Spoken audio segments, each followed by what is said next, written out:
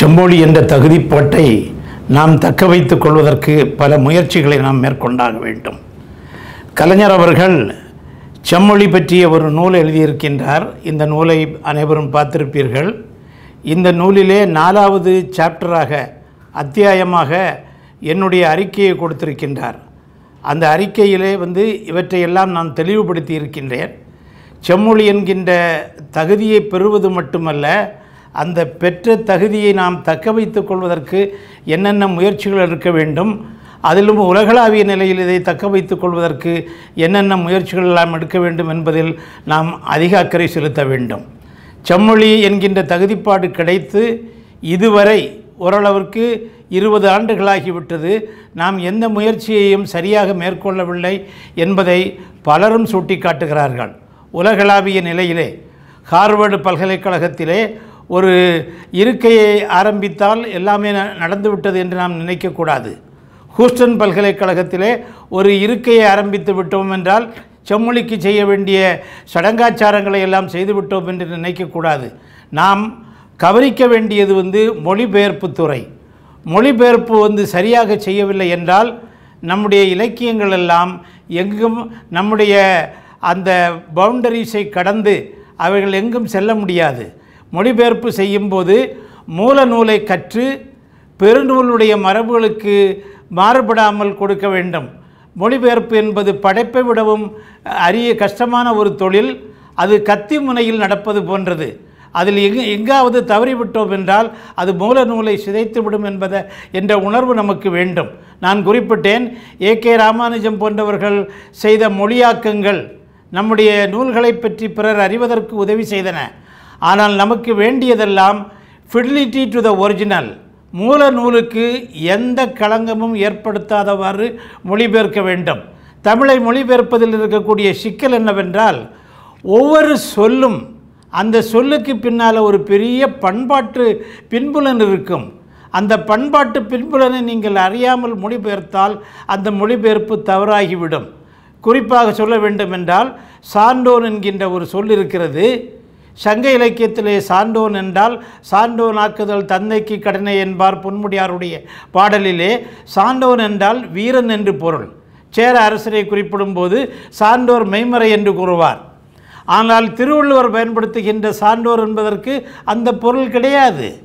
திருவள்ளுவர் புதிதாக ஒரு கோட்பாட்டை படைக்கின்றார். சான்றோன் என்கின்ற கோட்பாட்டை உருவாக்குகின்றார். சான்றோன் என்பவன் யார் என்றால் அவன் வீரன் கிடையாது. அவன் ஒரு வகையில் நீங்கள் வீரன் என்று சொல்லலாம்.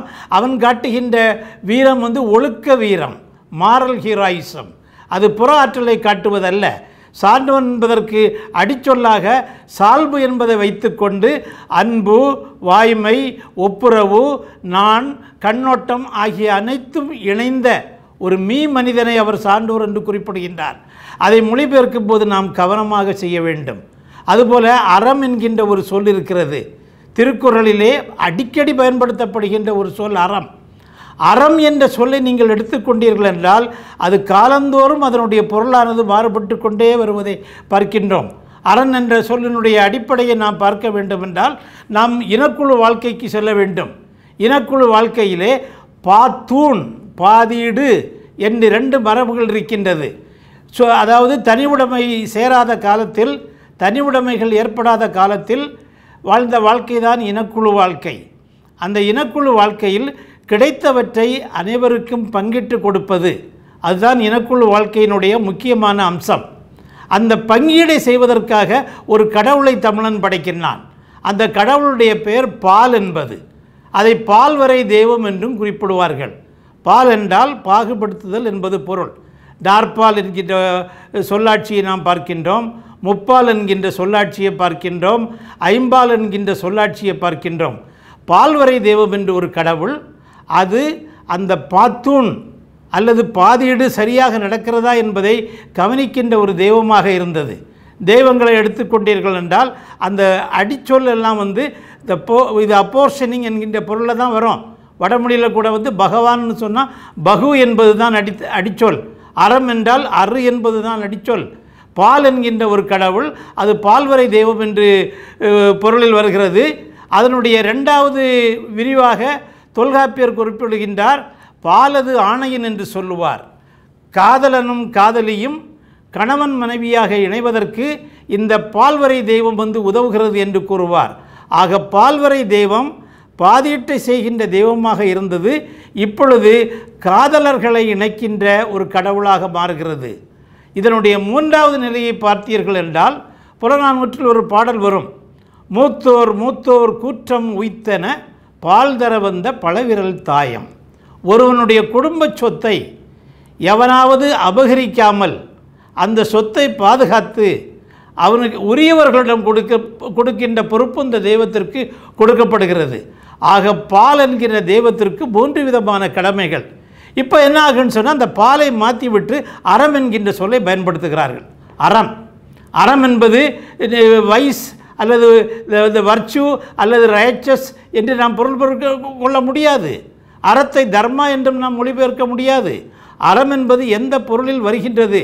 அறம் என்பது வள்ளுவரிடம் மட்டும் வரவில்லை, சங்க இலக்கியத்தில் ஏராளமாக வருகிறது. ஒவ்வொரு இடத்திலும் அதற்கு ஒரு பொருள் உண்டு. மாண்ட அறநெறி முதற்றே அரசின் கொற்றம் என்பான் வீரயுக காலத்திலே ஒரு பாண்டிய மன்னனை பற்றி குறிப்பிடும்போது சொல்வான், நீ நீண்ட பெரிய தேர்களை வைத்திருக்கலாம், நெடும்பெரிய நிமிர்தேரும் இதெல்லாம் வைத்திருக்கலாம், நெஞ்சுடை புகன் மறவரும் இவரெல்லாம் உன்னிடம் இருக்கலாம். ஆனால் இந்த போரோ இல்லை யானைப்படையோ அல்லது குதிரைப்படையோ தேர்ப்படையோ உனக்கு வெற்றி தராது. இந்நான்குடன் மாண்டதாயினும் மாண்ட அறநெறி முதற்றே அரசின் கொற்றம். உன்னுடைய வெற்றிக்கு காரணமாக இருப்பது நீ கடைபிடிக்கின்ற அறம் என்பது பாரபட்சம் இல்லாமல் மக்களை நடத்துகின்ற ஒரு மனப்போக்கு உன்னிடம் இருந்தது என்றால் அதுதான் உனக்கு வெற்றியை தரும். படைகள் உனக்கு வெற்றியை தராது. இதே போன்ற கருத்துக்களை நாம் எபிரேய மொழிகளிலும் பார்க்கின்றோம். எபிரேய மொழி இலக்கியங்களிலும் இது போன்ற கருத்துக்கள் வருகின்றது. ஆக இந்த அறம் என்பது ஒவ்வொரு காலமும் ஒவ்வொரு பொருளில் வருகிறது. பின்னால் பார்த்தீங்கன்னா வள்ளுவர்கிட்ட கேட்டால் சொல்வார், இந்த அறம் என்றால் என்ன என்று கேட்டால் மனத்தின்கண் மாசிலநாதல் அறம்னு சொல்லுவார். அறத்தோட அன்பை சேர்ப்பார். ஒவ்வொரு காம்பினேஷன், ஒவ்வொரு வார்த்தைகள்லேயே ஒவ்வொரு காம்பினேஷன்ஸை நம்ம பார்க்குறோம். இதெல்லாம் இந்த நியூவான்சஸ், அதனுடைய விழுமியங்களை தெரியாமல் மொழிபெயர்க்க முடியாது. ஆக மொழிபெயர்ப்பில் நாம் சிறப்பாக செய்யவில்லை என்றால் நமது கலாச்சாரம், நமது பண்பாட்டு பெருமை, நமது இலக்கிய செழுமை இவைகளெல்லாம் திரித்து கூறப்பட்டுவிடும். ஆகவே பன்மொழிகளில் நாம் பழகும்போது இவற்றையெல்லாம் கவனமாக செய்யவில்லை என்றால் நாம் இந்த செம்மொழி என்கின்ற மரபை நாம் தக்க வைத்து கொள்ள முடியாது. ஆகவே மொழிபெயர்ப்பு என்பது என்ன என்பது நம்முடைய அறிஞர்களுக்கு புகட்டியாக வேண்டும். மொழிபெயர்ப்பு வேறு, மொழி ஆக்கம் வேறு, தழுவல் வேறு. நாம் தழுவல் இலக்கியங்களை எல்லாம் மொழிபெயர்ப்பு இலக்கியம் என்று கூறுகின்றோம். டிரான்ஸ்கிரியேஷன் அல்லது டிரான்ஸ்காம்போசிஷனாக வரக்கூடிய இலக்கியங்களை எல்லாம் மொழிபெயர்ப்பு என்று கூறுகின்றோம். மொழிபெயர்ப்பு என்ன என்ற ஒரு அடிப்படையே நமக்கு இல்லாமல் இருப்பதினால் இந்த மொழிபெயர்ப்பு பற்றிய விதண்டாவாதங்கள் நிறைய தோன்றுகிறது. அதனால் தமிழ் இலக்கியத்தினுடைய பரப்பு, அதனுடைய சிறப்பு பல இடங்களில் குலைந்து போவதற்கு காரணமாக இருக்கின்றோம். ஆகவே மொழிபெயர்ப்பு மிகச்சிறப்பாக கடைபிடிக்க வேண்டிய ஒன்று. செம்மொழி என்கின்ற தகுதிப்பாட்டை நாம் தக்க வைத்து கொள்ள வேண்டும் என்றால் அடுத்து பிற நாட்டவர்களை நாம் அணைத்து செல்வது. தமிழ் ஆராய்ச்சியை நம்ம 3ஆக பிரிக்கலாம். நம் நாட்டு தமிழர்கள், புலம்பெயர்ந்த தமிழர்கள், தமிழர் அல்லாத தமிழறிஞர்கள். தமிழர் அல்லாத தமிழறிஞர்களை நாம் இனங்கண்டு அவர்களை ஊக்குவித்து அவர்களோடு இணைந்து நாம் தமிழ் ஆராய்ச்சியினை மேற்கொள்ள வேண்டும். அந்த எண்ணமானது மிகச்சிறப்பாக இருந்தது ஒரு 25 ஆண்டுகளுக்கு முன்பு. இப்பொழுது அது சுருங்கி கொண்டே வருகின்றது. பல அறிஞர்கள் நம்மை விட்டு மாண்டு போய்விட்டார்கள். குறிப்பாக சொல்ல வேண்டும் என்றால் ஆஷர் போன்ற பெரிய அறிஞர்கள் எல்லாம் இருந்தார்கள், இப்பொழுது இல்லை. ஜான்மார் ஒரு பெரிய அறிஞராக இருந்தார் பிரிட்டனை பொறுத்தவரையில், அவர் இப்பொழுது இல்லை. அலெக்சாண்டர் டுபியான்ஸ்கி இல்லை, தாமஸ் பரோ இல்லை, யமனு இல்லை. இப்பொழுது ஜிஎல் ஹார்ட் போன்ற சில அறிஞர்கள் இருக்கிறார்கள், கிரகோரி ஜேம்ஸ் போன்ற அறிஞர்கள், ஆஸ்கோ பர்பலா போன்ற அறிஞர்கள். இப்படிப்பட்ட அறிஞர்களை எல்லாம் நாம் ஊக்குவித்து அவர்களோடு இணைந்து தமிழாராய்ச்சியினை நாம் உலகு தழுவிய நிலையிலே கொண்டு செல்லவில்லை என்றால் இந்த செம்மொழி என்கின்ற தகுதிப்பாடு நமக்கு ஒரு சுமையாக அமைந்துவிடக்கூடாது.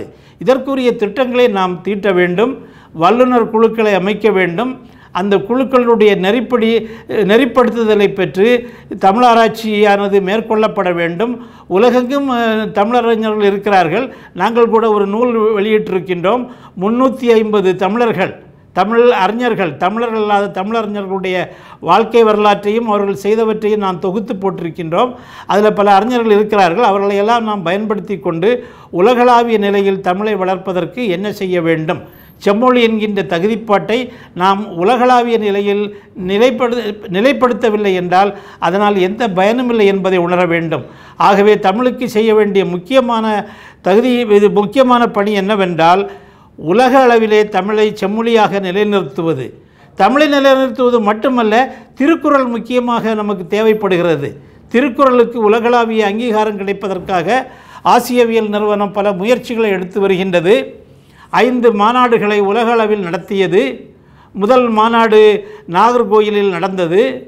அதற்கு அடுத்த மாநாடை நாம் லிவர்பூல், இங்கிலாந்து நாட்டிலே நடத்தினோம். அதிலே Thirukkural beyond the frontiers of Tamil India என்கின்ற ஒரு தலைப்பில் நாம் ஆராய்ச்சி செய்தோம். திருக்குறள் எங்கெல்லாம் பரவியது, யார் யார் திருக்குறளை எந்தெந்த இடங்களுக்கு கொண்டு சென்றார்கள் என்பது பற்றிய ஒரு முழுமையான ஆராய்ச்சி கண்ணோட்டத்தை அங்கு நாம் வைத்தோம். அதுபோன்று ஆஸ்திரேலியாவில் ஒரு மாநாட்டை நடத்தினோம். சோஷியல் ஹார்மனி என்கின்ற ஒரு பொருண்மையிலே அந்த மாநாடு நடந்தது. அடுத்து யுனெஸ்கோ ஆடிட்டோரியம் டெல்லியிலே ஒரு மாநாடை நடத்தினோம். திருக்குறள் எப்படி ஒரு அமைதியான சமுதாயத்தை நிலைநிறுத்த விரும்புகிறது, யுனெஸ்கோவினுடைய ஒரு அடிப்படை கோட்பாடு அது. அந்த அடிப்படையிலே நாம் யுனெஸ்கோ கலையரங்கத்திலே ஒரு மாநாடை நடத்தி முடித்தோம். இப்பொழுது சிகாகோவில் ஒரு மாநாட்டை நடத்தினோம். அதில் அறம் என்பதை நாம் எடுத்துக்கொண்டோம்.